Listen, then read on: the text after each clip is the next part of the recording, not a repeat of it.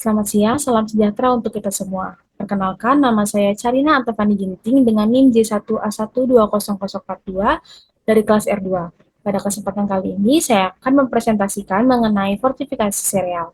Masuk ke dalam latar belakang, fortifikasi merupakan makanan dengan penambahan zat gizi makro atau mikro. Selanjutnya, pertumbuhan tubuh membutuhkan nutrisi mikro dan makro, dan fortifikasi pangan dengan zat gizi mikro adalah salah satu strategi utama untuk meningkatkan status pangan. Fortifikasi makanan adalah penambahan zat gizi makro atau mikro pada makanan yang biasanya dikonsumsi untuk mempertahankan atau meningkatkan kualitas gizi makanan pada total diet kelompok, komunitas, atau populasi. Zat gizi yang bisa ditambahkan biasanya satu, dua, atau lebih dari dua macam zat gizi. Istilah ini juga dikenal dengan single, double, maupun multiple fortification. Pertumbuhan tubuh membutuhkan nutrisi mikro dan makro. Zat gizi yang termasuk kelompok zat gizi mikro adalah mineral dan vitamin. Zat gizi mikro menggunakan satuan miligram untuk sebagian besar mineral dan vitamin. Kekurangan zat gizi mikro harus diatasi dengan salah satunya adalah teknologi pangan dalam memperkaya kandungan gizi, salah satunya dengan teknologi fortifikasi pangan. Fortifikasi pangan dengan zat gizi mikro adalah salah satu strategi utama yang dapat digunakan untuk meningkatkan status mikronutrien pangan. Di dalam fortifikasi pangan, terdapat fortifikasi sereal. Maka dari itu, pada presentasi kali ini akan dibahas mengenai fortifikasi sereal. Tujuan dari dilakukannya presentasi kali ini untuk mengetahui dan mempelajari sejarah fortifikasi, untuk mengetahui dan mempelajari kasus defisiensi dan kekurangan zat gizi, untuk mengetahui dan mempelajari kebijakan pemerintah tentang fortifikasi sereal, dan untuk mengetahui atau mempelajari mengenai fortifikasi sereal. Sejarah fortifikasi. Fortifikasi makanan memiliki sejarah panjang seiring dengan kesuksesan mengatasi masalah kekurangan vitamin A, vitamin D, dan beberapa vitamin B, yaitu tiamin, riboflavin, dan niacin, zat besi, dan yodium di beberapa negara industri. Iodisasi garam pertama kali diperkenalkan pada tahun 1920-an di Switzerland dan Amerika Serikat. Hingga saat ini, program tersebut telah dilaksanakan hampir di seluruh negara. Pada awal tahun 1940, fortifikasi produk serealia dengan tiamin, riboflavin, dan juga niacin telah diumumkan. Selanjutnya, beberapa bahan makanan juga difortifikasi seperti vitamin A pada margarin di Denmark dan vitamin D pada susu di Amerika Serikat. Di Indonesia pada tahun 1924, tidak lama setelah program tersebut dilaksanakan di luar negeri, pemerintahan Belanda telah mengeluarkan peraturan mengenai iodisasi garam. Pemerintahan pada saat itu, satu-satunya penghasil garam adalah PT PN Garam di Madura, sehingga proses kontrol kualitas mudah dilakukan. Akan tetapi, setelah masa kemerdekaan Indonesia tahun 1945, produsen garam tidak hanya PN Garam, tetapi juga terdapat produsen lainnya. Peraturan tersebut tidak lagi dilaksanakan. Pengembangan selanjutnya mengenai fortifikasi pangan, yakni sejak dikeluarkannya Inpres wajib iodisasi garam pada tahun 1994. Setelah itu dilanjutkan dengan penelitian mengenai fortifikasi zat besi pada tepung, pada tahun 1997 yang kemudian mendorong terbitnya SNI wajib fortifikasi terigu pada tahun 2001 atau 2002. Masuk ke dalam kasus defisiensi. United Nations International Children Emergency Fund atau UNICEF memperkirakan 45, juta anak di bawah 5 tahun secara global mengalami kekurangan gizi akut atau wasting. Pada tahun 2020, sebagian besar anak yang kekurangan gizi ditemukan di wilayah konflik kemanusiaan, miskin, dan memiliki layanan kesehatan gizi yang terbatas. Kementerian Kesehatan menemukan dalam 2 tahun pandemi COVID-19 terhadap status gizi anak di Indonesia. Sekretaris Direktorat Jenderal Kesehatan Masyarakat Kemenkes RI, Dr. Siti Nadia Tarmizi, mengungkapkan kondisi pandemi berdampak terhadap meningkatnya angka kekurangan gizi pada anak. Menurut Siti Nadia, pada pandemi mempengaruhi stunting, kemungkinan kekurangan gizi yang sangat berpotensi di masa pandemi. Kemenkes memperkirakan akibat kondisi pandemi ini mengakibatkan peningkatan jumlah bayi kurus menjadi 15% atau sekitar 7 juta di seluruh Indonesia.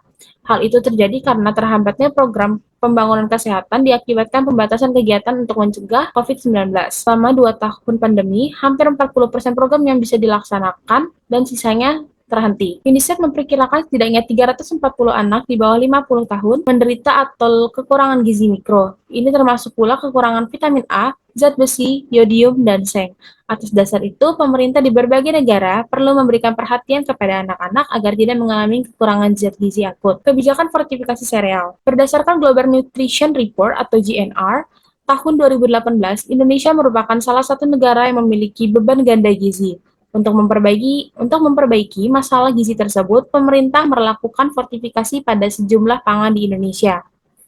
pangan atau pengayaan zat gizi mikro pada bahan komersil seperti garam, tepung terigu, minyak goreng sawit, dan sereal perlu dilakukan pemerintah untuk mempercepat perbaikan gizi anak Indonesia. Pemerintahan yang terlibat adalah Kementerian PPN atau Bappenas, didukung oleh Koalisi Fortifikasi Indonesia atau KFI, Nutrition International, UNICEF, Kementerian Kesehatan, Kementerian Perindustrian, Kementerian Kelautan dan Perikanan, Badan POM, dan Badan Standarisasi Nasional. Fortifikasi pangan sebagai salah satu upaya pemenuhan zat gizi mikro masyarakat merupakan intervensi yang terbukti cost efektif. Hal itu dikarenakan fortifikasi dilakukan melalui bahan pangan yang dikonsumsi masyarakat secara luas, terutama penduduk tidak mampu dan biaya yang relatif lebih murah. Namun, pelaksanaan program ini membutuhkan upaya lebih karena partisipasi industri pangan adalah mutlak. Fortifikasi atau pengayaan zat gizi penting terhadap produk pangan di Indonesia selama ini telah dilaksanakan baik secara wajib maupun sukarela. Fortifikasi yang dilakukan adalah penambahan zat gizi pada tepung terigu, iodium pada garam, dan vitamin A pada minyak goreng. Namun demikian, terdapat beberapa tantangan dalam pelaksanaan fortifikasi, di antaranya perlu penerapan teknologi tepat, terutama dukungan sarana dan prasarana yang mendukung implementasi fortifikasi pangan. Dibutuhkan pula peningkatan kapasitas produsen dan industri kecil menengah dalam menghasilkan produk pangan sesuai SNI yang berlaku.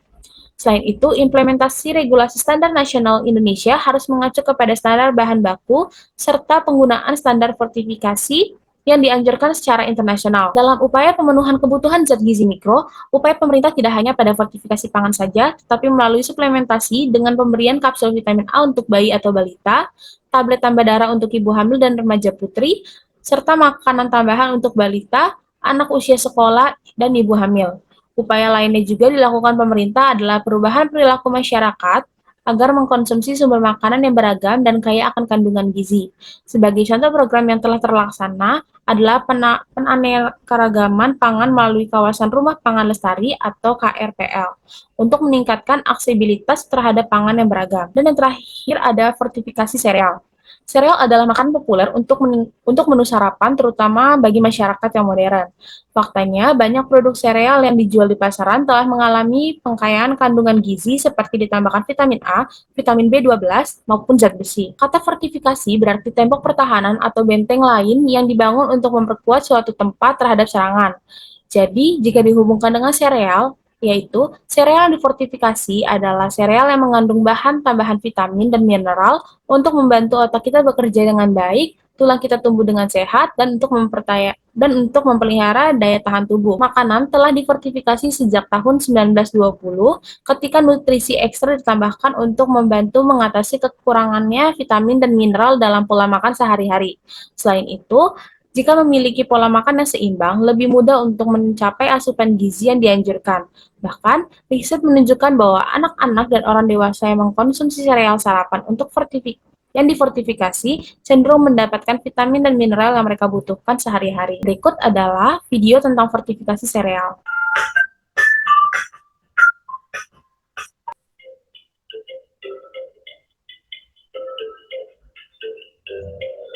From the La Salle University. 11 education institute, Commission of Higher Education. He loves to eat rice. And I mean a lot of rice. Fast. There's more. So just imagine the amount of rice we consume at home. As a parent, and most of you can relate from eating so much rice. Now multiply the scenario in my home to the millions of Filipino households with kids and teenagers. But you neglect the essential micronutrients. As a result, malnutrition among children is a national problem. According to DOST FNRI, 1 out of 4 kids is malnourished. And if our children are malnourished and coupled with poverty, what will grow with physical deformities, high risk of infection, mental disorders, increased mortality, poor health, and the workforce will have low productivity. How can we be of help? I am here to present a potential solution to this. Milled and polished rice is devoid of nutrients, since nutrients are lost during the milling and polishing processes. We saw that milled rice is a perfect carrier of micronutrients, since skimmed rice with micronutrients is highly recommended by the World Health Organization, Food Agricultural Organization, FNRI, among others. The current protocol, dusting, coating, and extrusion, of which the commercially adopted one is the extrusion process. The extrusion technique, however, produces rice that have different grain properties from the not only with minerals, but also with vitamins and essential nutrients. We use any available commercial milled rice, We modify the surface to make it porous. We attach the nutrients by soaking. Then we dry it to afford a pre-mixed fortified rice. By modifying the surface of the rice, it becomes porous, which allows the rice. As a result, the fortificants remain in the rice even after washing and cooking. It also makes the texture of the rice even smoother. For more English in journals and our patent application, I would like to acknowledge Dr. Albert Bunto and Roel Choson for mixed rice fortified with iron, calcium, zinc, folic acid, vitamin B1, vitamin B6, and vitamin B12. We are currently developing a product that we hope to have a unique set and nutritious, incorporating not only minerals but also vitamins. A premix element. We can also do customized formulation to address specific growth needs of different sectors. Nutritious pop rice snacks can be developed to be sold to canteens in schools, especially in public schools, thereby reaching the kids who are affected with stunted growth. We're seeking seed grants of 5 million pesos from TOSD or angel investors for product certification and in setting up the manufacturing plant. We invite you for a healthy Philippines. With 40 grains, our worry about our kids eating so much rice is lessened as we feed them with nutritious rice towards healthy growth. Dari presentasi pada hari ini dapat diambil kesimpulan fortifikasi makanan memiliki sejarah panjang seiring dengan kesuksesannya mengatasi masalah kekurangan vitamin A, vitamin D, dan beberapa vitamin B yaitu tiamin, riboflavin, dan niacin, zat besi, dan yodium di beberapa negara industri. Yang kedua, berdasarkan Global Nutrition Report atau GNR tahun 2018, Indonesia merupakan salah satu negara yang mengalami beban ganda gizi. Untuk memperbaiki masalah gizi tersebut, pemerintah melakukan fortifikasi pada sejumlah pangan di Indonesia.